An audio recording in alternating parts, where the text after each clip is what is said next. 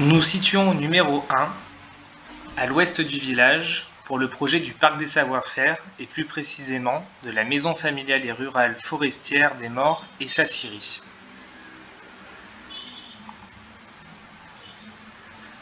Apprendre avec la forêt du massif des Maures. Une forêt jardinée en manque de soins. En effet, nous nous trouvons à Colobrières, au milieu du massif des Maures, entre la mer et la montagne. C'est un massif montagnard, isolé du département entre le littoral et le reste du département du Var.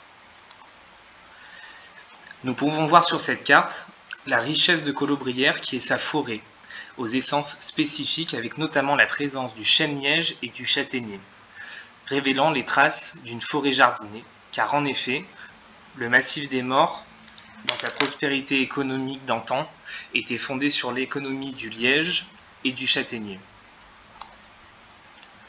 Cette particularité forestière se retrouve du fait de la géologie du massif. En effet, nous sommes sur un sol en orthogneiss qui est le même que la Corse et la Sardaigne et le Portugal, donc qui caractérise la forêt des Maures comme une forêt méditerranéenne spécifique.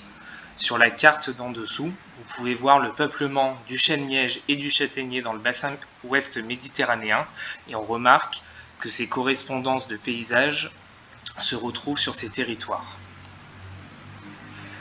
Nous pouvons rappeler que 84,6% de la forêt constitue le massif des Maures. 94% de la superficie de la commune est investie aussi par cette forêt, qui est à 50% privée. Aujourd'hui, la forêt peut être considérée comme un risque, une interdiction, un décor, un cadre de vie ou une exploitation à un rendement. Le projet va essayer de démontrer qu'on peut en faire en fait un bien commun et qui est partagé par tous et qui peut lever des synergies dans le territoire. Actuellement, l'état de la filière dans la région sud est présenté sur ces trois cartes. La première, avec les points orange, constitue les scieries et les lieux de transformation du bois. On remarque que dans le massif des Maures et même dans le sud de la région, on retrouve peu de présence de lieux de transformation du bois, donc peu de potentialité d'exploiter le bois dans nos régions. Sur la seconde carte, on voit les établissements de formation publique qui constituent les métiers du bois pour les futures générations. On remarque dans le Var, où on rappelle que nous sommes dans le 4e département le plus boisé de France et la seconde région la plus boisée de France, on remarque qu'il y a très peu de lieux de formation sur les métiers du bois. À droite, nous voyons les maisons familiales et rurales. C'est un organisme de formation privé qui est axé sur les métiers de la ruralité et notamment sur les métiers du bois. Et on remarque que la partie de la région est délaissée aussi. Donc en conclusion, il nous manque, pour prendre soin de nos forêts, des lieux de formation qui proposent aux jeunes des métiers en lien avec la forêt. Actuellement, à Colobrières, sur le bloc diagramme à gauche, sur l'état forestier, on remarque qu'on a une perte de l'entretien des lisières, que le liège est exploité que partiellement, que les châtaigniers sont tout aussi exploités partiellement et on arrive à une forêt qui se meurt petit à petit. Le scénario de projet que je vous propose, c'est d'implanter un lieu de formation sur les métiers de la forêt et du bois qui va s'incarner par un établissement de formation qui sera une maison familiale et rurale pour accueillir les jeunes sur la commune et dans le département pour pouvoir les former et aussi d'équiper cet établissement de formation d'une scierie pédagogique qui pourra au devenir être une scierie pour l'ensemble du département du Var. Cette activation au centre villageois va permettre de faire rayonner le projet dans les différentes maisons abandonnées de l'ONF qui pourraient être partiellement partagées par les visiteurs, par les étudiants qui se trouvent en pleine forêt. Donc ça permettrait de réactiver une partie de la commune et des territoires forestiers. Par la suite, ce scénario, on peut imaginer en 2043 que ce modèle éducatif se répète dans différents parcs nationaux qui pourraient être alliés à ce projet de formation. En 2063, ce modèle pourrait rayonner sur l'ensemble de la région sud et en fait à terme créer une nouvelle génération d'artisans sur les métiers du bois afin de réactiver les filières locales dans la région sud et dans tous ces départements. Et à terme, cette maison familiale et cet ensemble pourraient rejoindre le réseau français et même rentrer en correspondance avec les différents types de forêts méditerranéennes communes comme au Portugal, en Sardaigne et en Italie, afin de rayonner et d'avoir un centre de recherche basé sur cette forêt méditerranéenne spécifique. Où se situe le projet? On se trouve à l'entrée ouest du village, qui est une entrée abandonnée, avec des programmes différents, avec la présence des pompiers, de la déchetterie, et on propose de repenser cette entrée villageoise afin d'accueillir la scierie du fait que la départementale soit à côté et l'établissement de formation. On peut voir sur la coupe du bas qu'on est dans un vallon et on va permettre de réactiver, en implantant des architectures, de réactiver ces territoires.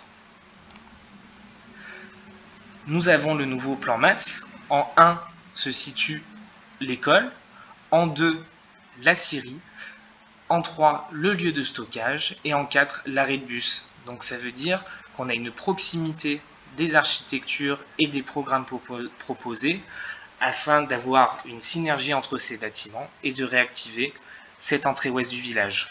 On remarque notamment qu'un travail paysager en restanque vient réactiver aussi l'ensemble de la zone en implantant par exemple, en alliant les vignes avec la culture en arbre, de l'agroforesterie au niveau de la lisière, des petites percées par des chemins pour éviter d'avoir des poches denses de forêt qui alimentent le risque incendie. Voici la maison familiale et rurale forestière, donc qui va accueillir les étudiants pour pouvoir les former. Donc on va retrouver les salles de classe, les lieux de vie. C'est vraiment l'endroit, ce grand toit en bois et cette façade en bois qui va accueillir les étudiants. On remarque aussi son intégration paysagère qui entre en résonance par ces grandes lattes de bois avec le paysage environnant. L'autre entrée de l'école, où à gauche on retrouve les vignes associées aux arbres pour réactiver d'un point de vue agricole ces territoires, la lisière, la ripisylve à droite avec le réal colobrier et le bâtiment qui vient s'implanter dans la pente et qui vient en résonance avec ces milieux. En plan au rez-de-chaussée, on retrouve la cour et les espaces de partage avec une galerie d'exposition et le grand réfectoire qui va permettre aux étudiants de se rassembler et de vivre en communauté au sein de ce bâtiment. À l'étage, nous verrons qu'il y a un rapport au paysage important avec des grandes coursives et les salles de classe qui se trouvent au centre du bâtiment.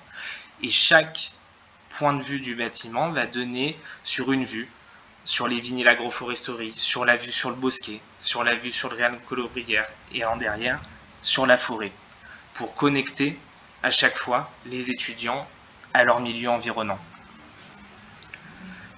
Ici, une structure pédagogique reliant les hommes et les milieux, avec ce rapport au bois, à la topographie et aux espaces. En coupe, on repère la longitudinalité du bâtiment et le rapport au milieu et à la pente. Un bâtiment forêt avec une structure présente qui entre en résonance avec l'imaginaire de la forêt. Donc on va retrouver notamment le liège, le pin d'Alep et le châtaignier. Ici sur la coupe, on voit comment les bois peuvent être employés, donc avec un cœur qui constitue les lieux fermés, et de part et d'autre, des coursives entre intérieur et extérieur qui vont relier, permettre d'avoir tous ces points de vue sur les milieux, tout ça relié sous un grand toit qui symbolise la grande maison pour tous. D'un point de vue bioclimatique, le bâtiment se sert de son orientation est-ouest et permet de profiter tout en se protégeant des apports solaires et de protéger au vent. Au niveau de son alimentation en chauffage, il va être alimenté par les bois de la scierie qui constituent le programme. Donc toutes les chutes de bois vont être apportées à ce bâtiment pour pouvoir permettre de chauffer les espaces en commun. Et à droite, vous pouvez voir sur l'axonométrie l'ensemble des bois locaux qui sont utilisés partiellement pour soit la structure, soit la toiture, soit les murs. Donc on peut noter que les murs sont en bloc de chêne liège et que la structure est en pin d'Alep, tandis que la toiture est en petites tuiles de châtaignier. Ici, nous avons vu à l'étage de la maison familiale et rurale, sur le parc et au plus loin, la scierie où les structures sont en résonance d'un point de vue du rapport constructif et de la charpente. Donc nous nous retrouvons sur le point numéro 2, à la scierie, une fois qu'on a emprunté le petit pont pour passer de la maison familiale à la scierie. Donc c'est un grand espace qui va permettre une totale liberté du travail du bois, où il y a un pont roulant et un rail avec l'ensemble des machines nécessaires pour le travail du bois.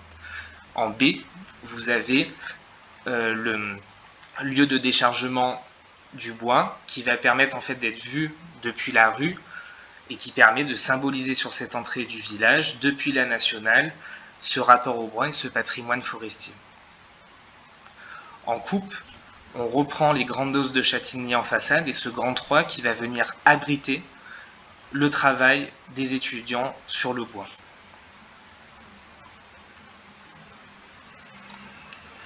Donc à l'intérieur, un grand espace généreux sur cette grande charpente avec le pont roulant qui permet de déplacer les fûts de bois en toute tranquillité et en même temps, au rez-de-chaussée, d'avoir un grand espace libre pour pouvoir travailler le bois. En extérieur, les espaces de stockage qui entrent en résonance avec la topographie, le bâtiment qui vient s'implanter, qui entre en résonance avec les restanques et les vergers.